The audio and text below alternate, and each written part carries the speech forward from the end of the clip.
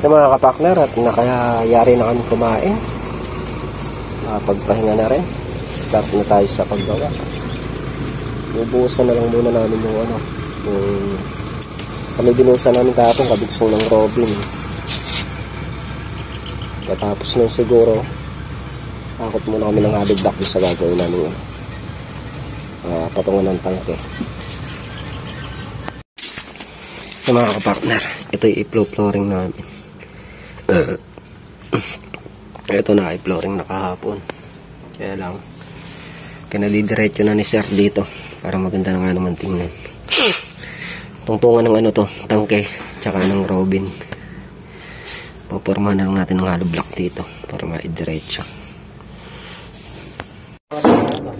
Kaya mga kapakner, at naibiyak na namin yung buhusin doon. Naghahalo na kami.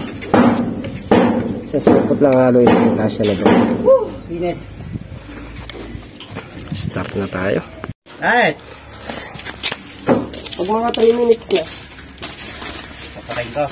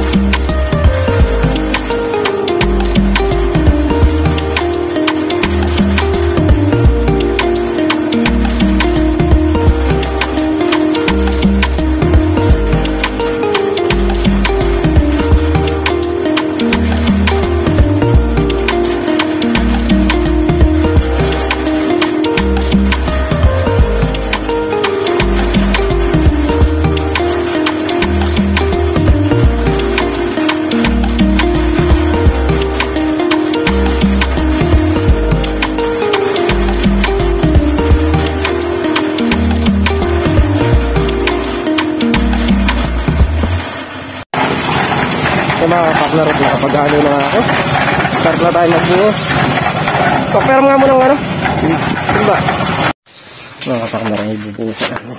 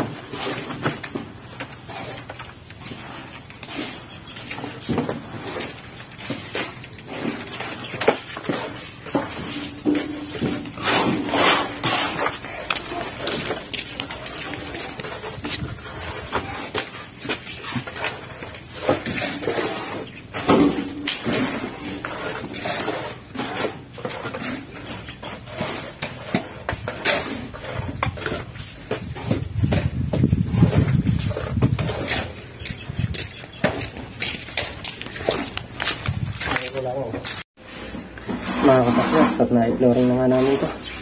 Bubulihin na lang mamaya pag medyo tumigas ng konti. Konting buli na lang, ayos na. Dito na kasi itutungtong yung paa ng tangke. Tapos yung robin dyan na sa labas. Lalabas na. Para malag dito.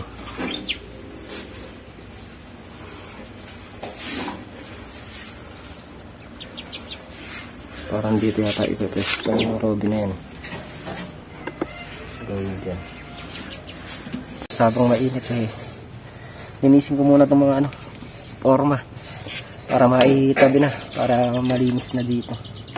Tapos yung mga hindi na magagamit, sunugin na natin para hindi na nakakalat dito. Tinatanggalan ko lang muna ng pakot para safety. Kasi pag nasunog ito, may iwan yung mga pakot dito sa pagsusunog yan. Kailangan malinis.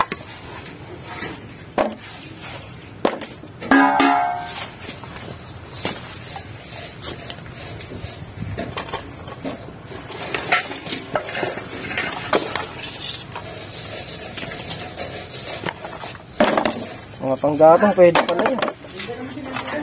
Hindi pa rin ginaya.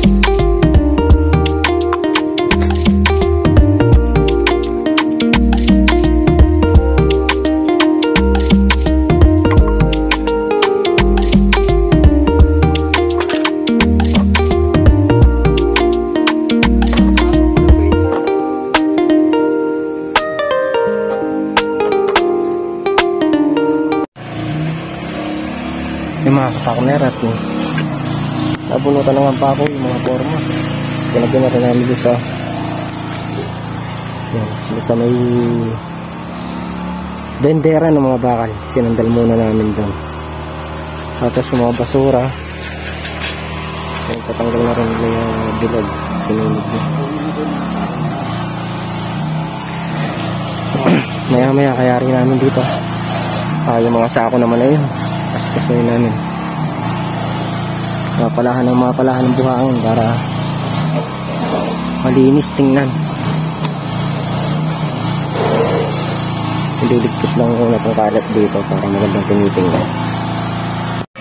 Yung mga kapak na rin, mga hollow block na nakakalat na yun, dadalhin na namin dun sa may gagawing patungan ng pang spray.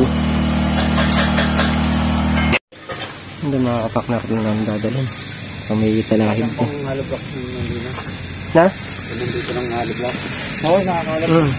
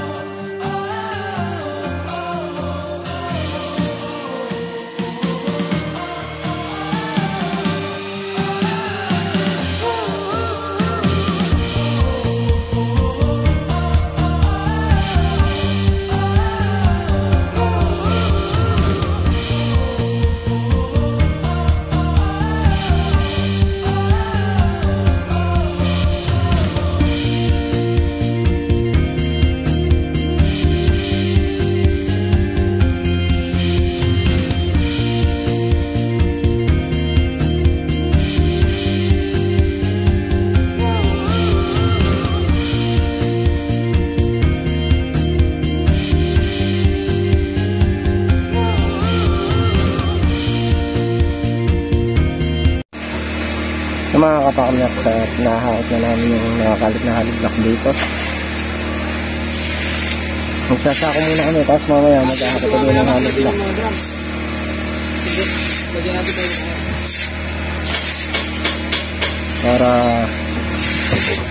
Para pag gumawa doon na hindi na ganong mahirapan. Kailangan nakatutok lahat ng mga gamit doon kasi medyo malayo din. Yung paghahalo dito na lang sa may mixer tapos dadali na lang doon. Mga kapakner, magsasako muna kami ni Bilog para hindi lang nakakalit yung mga sako. Log, isara sako na yun, susunogin na yan mamaya para masunog na namin yung mga sirang sako. Start na tayo sa pagsasako para gagamitin tayo kinabukasan. Lago.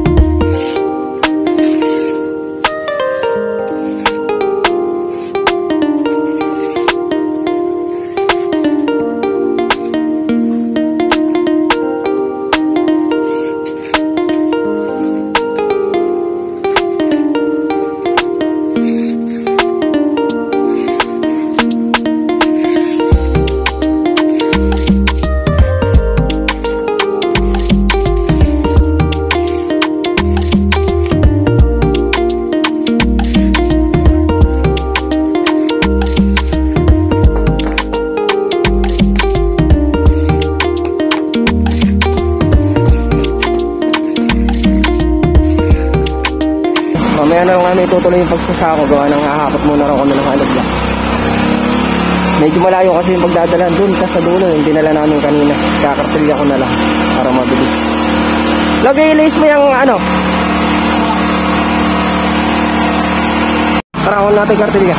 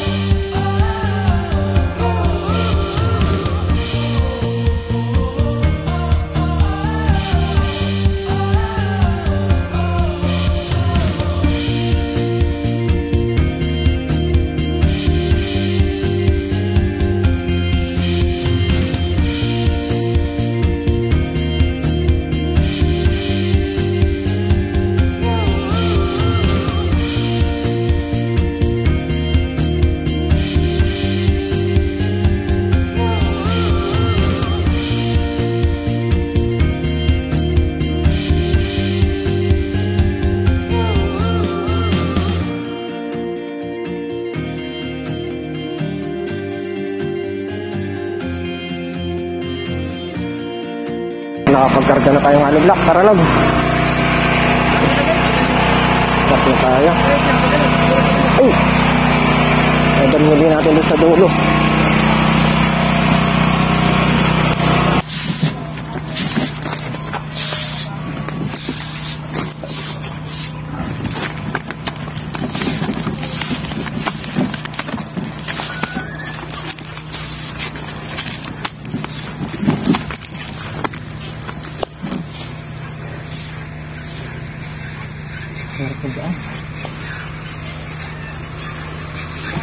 Kasi tayo gagawa ng ano, spray yan dun sa may palahid dun.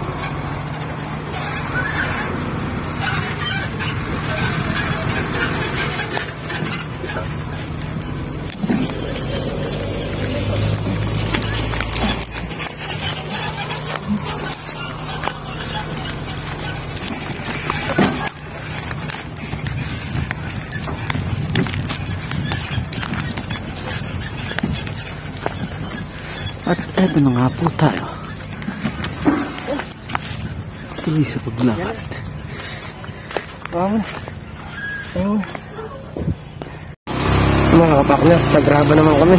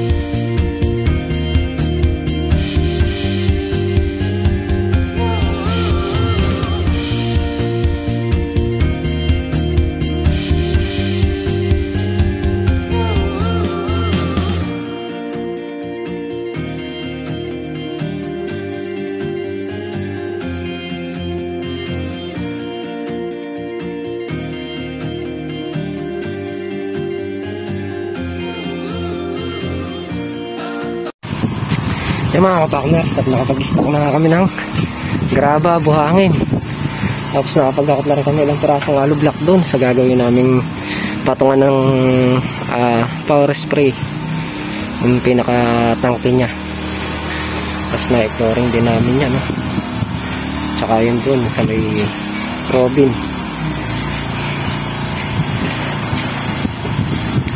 Bukas pwede na tayo magsimula doon sa gagawin patungan ng tangke.